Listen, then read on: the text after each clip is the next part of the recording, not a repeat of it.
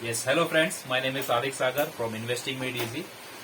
कभी ऐसा होता है कि हमारे लाइफ में ऐसे कुछ इंस्पिरेशनल लोग रहते हैं who have a never say dying attitude, और इसी तरह के एक नेवर से डाइंग एटीट्यूड के इन्वेस्टर और ट्रेडर से आज हम मुलाकात करने आए हैं। He is not my client yet, he just open an account with us, but उनकी स्टोरी इतनी इंस्पिरेशनल लगी मुझे कि मुझे ऐसा लगा कि पूरी दुनिया को पता होना चाहिए इस आइकॉनिक आदमी की स्टोरी, और इस आइकॉनिक आदमी जो नेवर से डाइंग एटीट्यूड के साथ में काम कर रहे हैं। तो हम वी आर वेरी थैंकफुल कि नसीरुद्दीन शेख साहब ने हम उनके घर में इनवाइट किया है, टाइम दिया है, उनका प्रेशियस टाइम। और अभी मैं नसीरुद्दीन शेख साहब से कुछ क्वेश्चंस पूछूंगा और आप समझिए उनके स्ट्रगल्स को, उनकी जर्नी को, और इंस्पायर करने के लिए स्पेशली नए इन्वेस्टर्स को और रिटायर्ड जो लोग अपने आप को समझते हैं कि मैं रिटायर हो चुका हूं और मुझे लाइफ में और कुछ करने के लिए बाकी नहीं, आराम की जिंदगी बितानी है, तो उन्हीं के लिए स्पेसिफिकली ये वीडियो मैंने बनाया है। तो यू कैन अस्सलाम सर, तो you can just take it. तो आपके बारे में बताइए सर, आप क्या काम करते थे पहले और कैसी आपकी जर्नी रही, और फिर यस। मैं नसीरुद्दीन शेख बोल रहा हूँ और मैं पहले सेंट जोसेफ टेक्निकल इंस्टीट्यूट में पढ़ाता था। अब वहाँ से मेरी उम्र अभी 32 इयर्स हो गए, मैं बेड पे हूँ। और उसके सिवा भी मैं शेयर का जो ट्रांजेक्शन है वो चालू रखा हूँ। दूसरी बात बोले तो पहला शेयर जो मैंने लिया वो HDFC का लिया, वो 1979 में लिया। फिर उसके बाद में 10 शेयर के बाद में जब 100 रुपये का एक शेयर, जब वो स्प्लिट अप हो गया, 10 रुपये में कन्वर्ट हो गया, तो फिर उसकी कीमत बहुत बढ़ने लगी। फिर उसके बाद में उन्होंने कंपनी ने HDFC बैंक निकाले, उसके 200 शेयर उन्होंने दिए, और वो 200 शेयर और ये शेयर मैं एक साल भर 2 साल रखा हूँगा। तो उसमें का उसका अमाउंट पूरा बेचने के बाद मुझे एक फ्लैट ही थी, उसके कीमत में आ गया। अच्छा, माशाल्लाह। हाँ, तो ये आपका इंस्पिरेशन था स्टॉक मार्केट में इन्वेस्ट करना स्टार्ट करने का, आपको पता चला कि स्टॉक मार्केट इतना पावरफुल हो सकता है। और उसमें कैसा पेशेंस का बहुत बड़ा ये होता है। पेशेंस नहीं रहेंगे तो कुछ फायदा नहीं। मेन बोले तो क्या, जब अपने खिस्से में पैसे होते, जेब में पैसे होते, तो अपने को लगता है बार बार लगाना करके, वो देखते नहीं मार्केट ऊपर गया, नीचे गया, किधर है। कभी भी करेक्शन में परचेज करना चाहिए।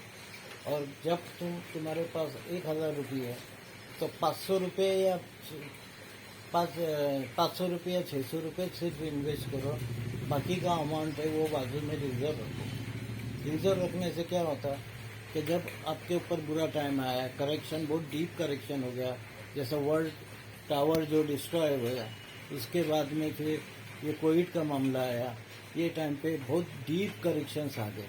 वो टाइम पे अगर अपने पास जेब में पैसे नहीं रहेंगे तो अपन लगा नहीं सकते।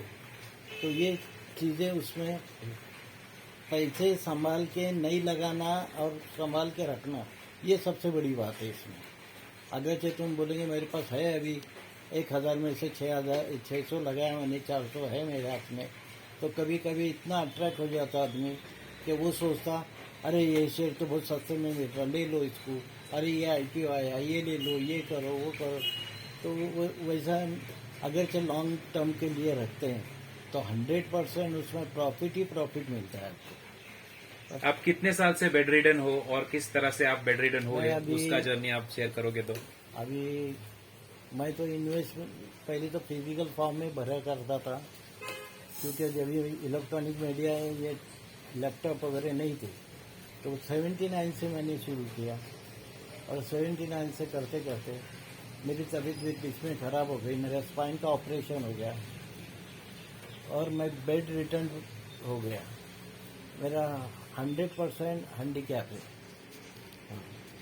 तो अभी मैं सो के ही सब ये करता हूँ, ट्रांजेक्शन करता हूँ। और जो भी लोग सलाह लेने आते हैं उनको सही सलाह देता हूँ।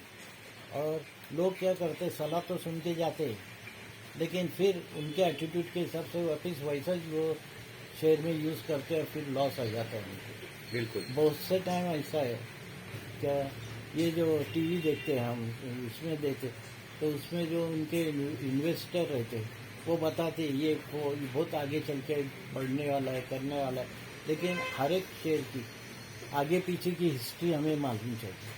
वो जब तक के मालूम नहीं रहेंगी तो कुछ फ़ायदा नहीं। फिर प्रॉब्लम ये है कि लोग खाली एक दो बार सब बोलने से उसके ऊपर भरपूर पैसे लगा देते, और जब करेक्शन में जब नीचे आता है तो कुछ फिर ऊपर आते ही नहीं, फिर नीचे नीचे जाना पड़ता है और फिर लॉस में बेचना पड़ता है। तो ये इंस्ट्रक्शन सब लोगों ने ध्यान में रखा। आपकी जिंदगी में बहुत इंस्पायरिंग लाइफ है आपकी। हाँ जी। मतलब आपके साथ मेडिकली इतने प्रॉब्लम्स हो गए, फिर भी आपने कभी गिव अप नहीं किया। हाँ और आज कुछ लोग हैं जो रिटायर हो जाते हैं और रिटायरमेंट के बाद वो ऐसा समझते हैं कि हमारी लाइफ ऑलमोस्ट खत्म हो गई, अभी हमें कुछ नहीं करना है। तो इस तरह के लोगों को आप क्या मैसेज देना चाहोगे? नहीं, जनरली जो रिटायर होते तो उनका प्रोविडेंट फंड बोलो या पेंशन बोलो या जो भी उनका अमाउंट रिटायरमेंट के बाद में मिलता है, तो वो जो अमाउंट है वो ज़्यादा से ज़्यादा लोग एफडी में डाल देते हैं, फिक्स डिपॉजिट में। बराबर। और आज पर उसकी तो 3 और 4% वैल्यू हो गई है। बिल्कुल। इसके सिवा कोई उससे ज़्यादा कोई देता नहीं। और कभी भी एफडी में भी रखना हो तो नेशनल बैंक में रखो, जैसे कि अभी स्टेट बैंक हो गया, वो सबसे बेटर बैंक है। दूसरे बैंकों में रखने से कोई फ़ायदा नहीं है। और सबसे अच्छा जो उसको ये है रेमेडी है, वो जो है तो शेयर में इन्वेस्ट करो। शेयर में इन्वेस्ट करने के बाद में बहुत फ़ायदा होता है, लेकिन किसी की सलाह के बगैर इन्वेस्ट मत करो। जो लोग डायरेक्टली ये बाज़ार में उतरते हैं बहुत पैसा है करके, तो अक्सर उनको लॉस ही होता है। तो ये बात ध्यान में रखो। बिल्कुल, हमारा भी कोशिश यही रहता है कि आप नॉलेज एक्वायर करो और नॉलेज के बाद आप समझ लो सिस्टम कैसे काम कर रहा हाँ जी, है, हाँ। और उस हिसाब से नॉलेज ही शेयर मार्केट में काम करती है। हाँ जी। और क्योंकि आप इतने एक्सपीरियंस्ड हो शेयर मार्केट में और आपने इतना नॉलेज एक्वायर किया है, तो आपके लिए काफी इजी है। पर नए इन्वेस्टर को नॉलेज एक्वायर करना थोड़ा डिफिकल्ट है। जो लोग आते हैं उनको हम सलाह देते हैं, नहीं ऐसा नहीं है, बराबर। और विदाउट एनी चार्ज। बराबर। हाँ, उनसे कुछ हम लोग ये नहीं लेते, चार्ज बीट नहीं लेते, लेकिन फिर भी अभी आने का प्रोपोर्शन है, अभी आने का प्रोपोर्शन जो है वो लोगों का बहुत सा कम हो गया है। पहले बहुत लोग आते थे, अभी हालांकि शेयर होल्डर जो बढ़ गए हुए, लेकिन मेरे पास आने का प्रोपोर्शन लोगों का कम हो गया। हालांकि रिसाइशन पीरियड में भी मैंने बहुत से लोगों को बहुत मिला के दिए।